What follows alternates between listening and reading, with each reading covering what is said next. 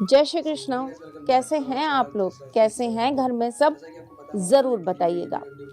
आज मैं आपको एक ऐसे तिलक के बारे में बताने आई हूँ, जो अगर आप अपने कान के पीछे लगाकर अपनी फ़ोटो भी खींचकर किसी को भेज देंगे ना, तो वो भी आप पर मोहित हो जाएगा। उसके ऊपर भी आपका आकर्षण चढ़ जाएगा। है ना बड़ा इंटरेस्टिंग टॉपिक? लेकिन इससे पहले कुछ महत्वपूर्ण जानकारियाँ। और उससे पहले ये जानना ज़रूरी है कि मैं कौन हूँ। मैं आपके एस्ट्रोलॉजर हूँ, वास्तु शास्त्री हूँ, चेहरा भी पढ़ती हूँ, आवाज़ भी पढ़ती हूँ और हाथों की लकीरें भी पढ़ लेती हूँ। क्योंकि आपकी सारथी हूँ, इसलिए आपको जीवन का सार देने चली आती हूँ। अक्सर मुझसे लोग ये कहते हैं कि आप सिर क्यों ढकती हैं? मंदिर में सिर ढककर पूजा करना क्यों ज़रूरी होता है? आपको मैं आज एक बात बताती हूँ। ये ज्योतिष का एक बहुत बड़ा, मेरे हिसाब से करा हुआ रिसर्च है। हमारे हर धर्म में सर को ढकना एक बहुत महत्वपूर्ण चीज़ बोला गया है।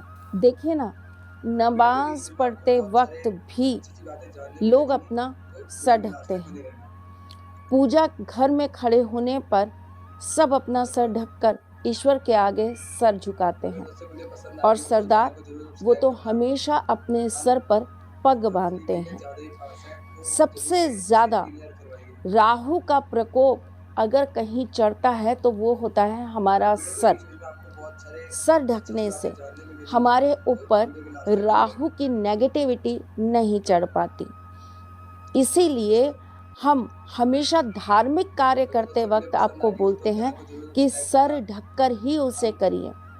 इसके दो महत्व होते हैं। पहला, एक तो आपके ऊपर राहु हावी नहीं हो पाता और उसी वजह से आपका गुरु बृहस्पति प्रबल हो जाता है, जिस वजह से आपका करा हुआ पुण्य, पाठ, मंत्र आपको सीधा जागृति दे देता है, ईश्वर से संपर्क करा देता है।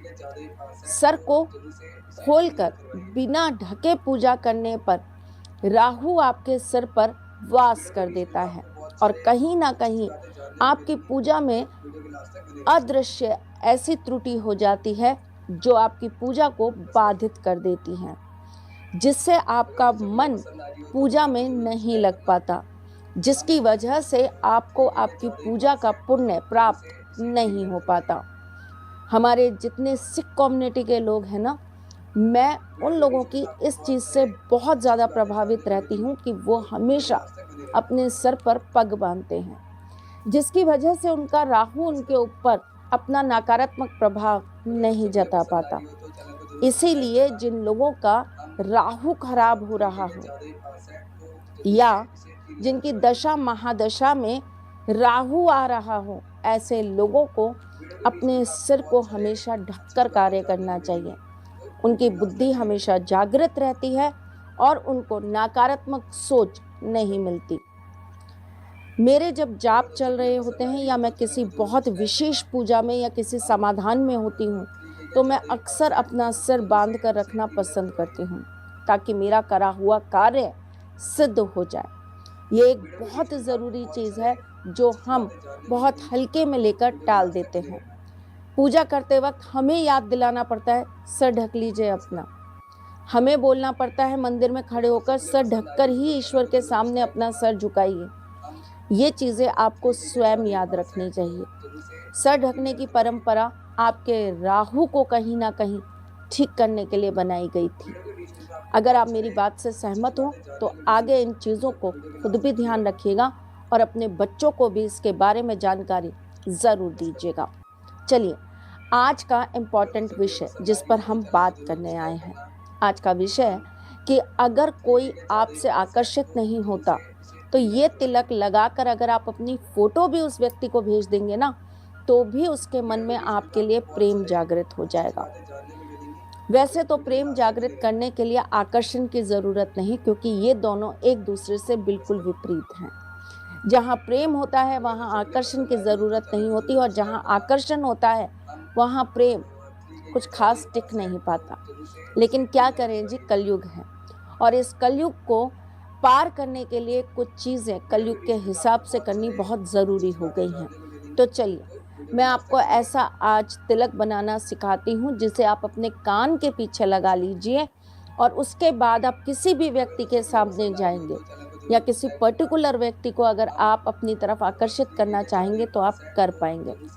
गलत कामों के लिए मेरे किसी भी कार्य को करने की कोशिश मत करिएगा। मेरा हर कार्य मेरे ठाकुर जी के द्वारा दी गई एक बहुत बड़ी मुझे सीख है। इस उपाय को अगर आप किसी गलत नियत से करेंगे तो भारी नुकसान उठा लेंगे। ये कार्य केवल वही बच्चे करें जिन्हें सच में इसकी ज़रूरत है, जो सच में किसी से बहुत दिल से प्यार करते हैं या जिनका सच में कोई काम बिगड़ रहा है और लोग उनसे प्रभावित नहीं होते, जिनका भाग्य उनका साथ नहीं दे रहा है, जिसका घर टूटने पर आकर खड़ा हुआ है। ऐसे बच्चों के लिए मेरे उपाय हैं, उन लोगों के लिए नहीं जिन्हें पड़ोस की भाभी को आकर्षित करना है या अपनी साली को, या जाकर किसी भी व्यक्ति को अपना बना लेना है, चाहे वो किसी और का पति हो या पत्नी। ऐसे लोग मेरे उपायों से बहुत दूर रहें और इन्हें करने की कोशिश भी मत करना। ये धमकी या वार्निंग नहीं है, ये सत्य है। बहुत बुरा भुगतान करना पड़ेगा आपको। चलिए जी, क्या करना है बता देती हूँ आपको। आपको लेने हैं तुलसी के बीज, आंवले का रस, हल्दी पाउडर और साथ में थोड़ी सी काली हल्दी पीसकर उसका पाउडर, और चाहिए हमें साथ में थोड़ा सा चंदन। ये सारी सामग्रियों को आप एक साथ मिला लेंगे। मिलाने के पश्चात आप शनिवार के दिन इसे कटोरी के अंदर रख लेंगे। ये कार्य आपको शाम के वक्त करना है, सूर्य ढल जाने के बाद। उसके बाद आप इसके अंदर 11 बूंद जल मिलाएंगे। अब जल आप गंगा जल भी मिला सकते हैं, नॉर्मल जल भी मिला सकते हैं। अगर आपको ऐसा लगे कि 11 बूंद कैसे हम गिने, तो ड्रॉपर आता है मार्केट में, वो ड्रॉपर ले आइए, उससे गिन गिन कर 11 बूंद ही आपको डालना है। प्रत्येक बूंद डालते समय आपको बोल देना है गम। मंत्र सिर्फ इतना सा है, गम। आपको ये मंत्र 11 बार बोलना है और 11 बूंद इसके अंदर डाल देनी है। तिलक को आपको अपनी रिंग फिंगर से घुमाकर एक सा कर लेना है, यानी कि मिक्स कर लेना है, मिला लेना है। शनिवार की पूरी रात्रि इसे आप अपने मंदिर में रखकर छोड़ दीजिए। अगले दिन रविवार को आप सूर्य को थोड़ी देर के लिए अपना ये तिलक दिखा दीजिए। सूर्य की रोशनी आने दीजिए, सूर्य देवता का आशीर्वाद आने दीजिए, और उसके बाद आप इसे किसी भी छोटी कांच की डिब्बी में बंद करके रख लीजिए।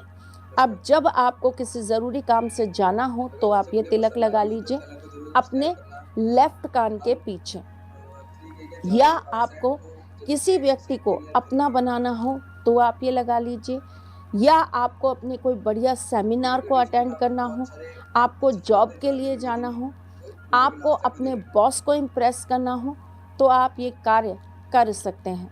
लेकिन